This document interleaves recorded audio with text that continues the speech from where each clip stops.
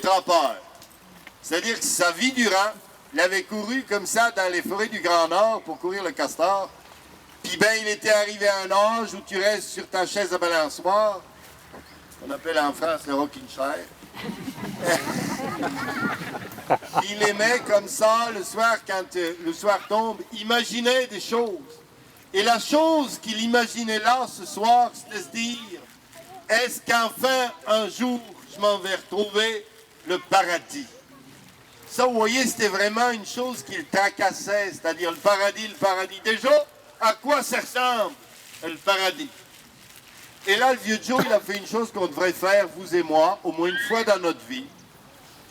Il a essayé d'imaginer vraiment ce qui était pour lui le paradis.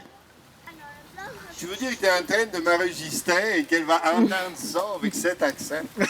Oh ben merde. Là, on est bien foutus, hein? Où j'en étais? Au paradis. Au paradis, oui, ben vous aussi, alors ça c'est bien. Et alors le vieux Joe, sur sa chaise balance, il a peu à peu imaginé le vrai paradis pour lui. Il s'est dit, pour moi, le paradis, c'est une clairière. Puis cette clairière, elle est entourée des grands, beaux arbres, il y a des fleurs par terre, puis au milieu, comme ça, une rivière.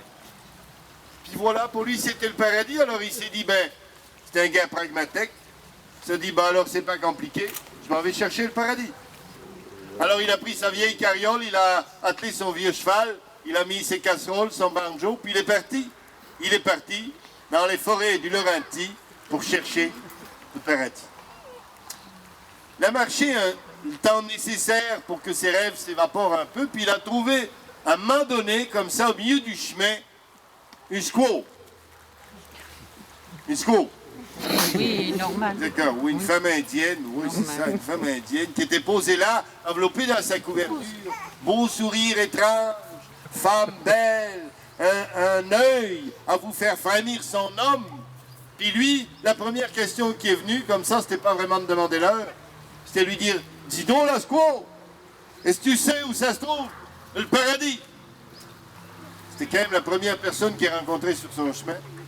Ben, la première personne qu'il rencontre, la squaw lui dit, ouais, je sais où il est le paradis.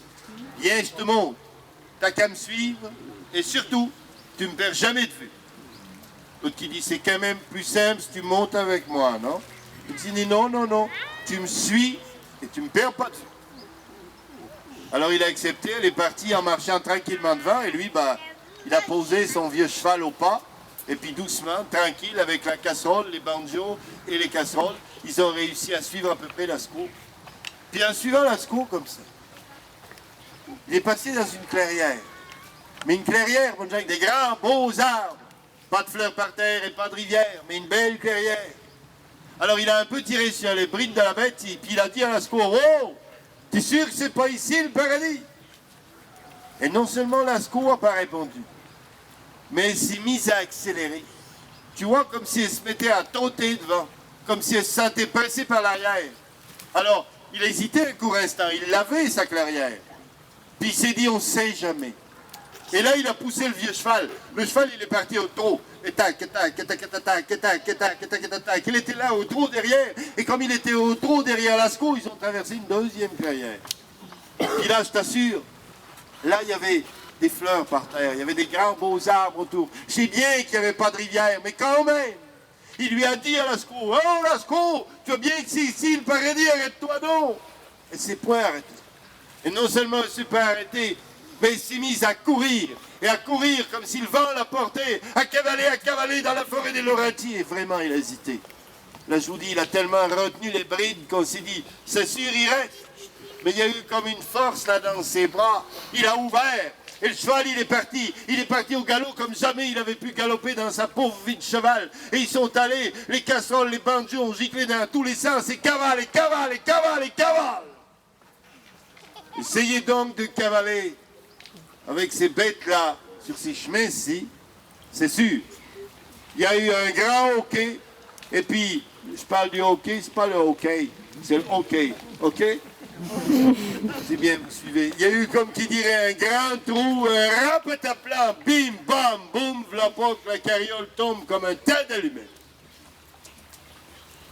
Puis mon Joe, mon vieux Joe, qui sort des décombres. Puis tout boiteux qui s'en va voir son cheval, qui lui dit « Ah, pauvre bête, mais qu'est-ce que j'ai donc fait? Pourquoi? Pourquoi je t'ai suivi comme ça? Pourquoi on a suivi cette squaw, cette sale race de squaw? Mais pourquoi on a fait ça? C'était évident quand elle terminait comme ça. Et il crie, et puis il prend sa pauvre vieille bête, il la dételle, il la tire vers lui, il lui dit « Viens, viens, mon vieux cheval, viens, on va trouver un endroit, tiens, tiens, et puis regarde, on est dans une clairière, viens, il y a des grands beaux arbres, avec ça, je te ferai, comme qui dirait, un petit endroit où tu seras bien tranquille, tu vois, et puis il y a des fleurs par terre, tu pourras manger les fleurs, viens, viens, et puis regarde, regarde, il y a une rivière, tu pourras boire. »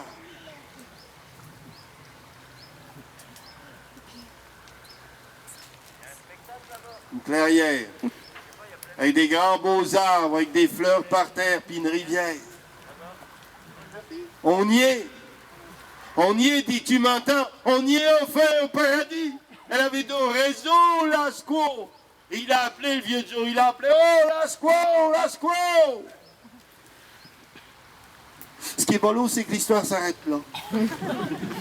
C'est que l'histoire, elle sait se taire quand on voudrait qu'elle parle.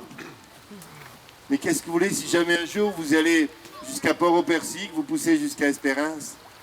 Peut-être que vous irez dans ces tavernes un peu étranges où il y a des trappeurs.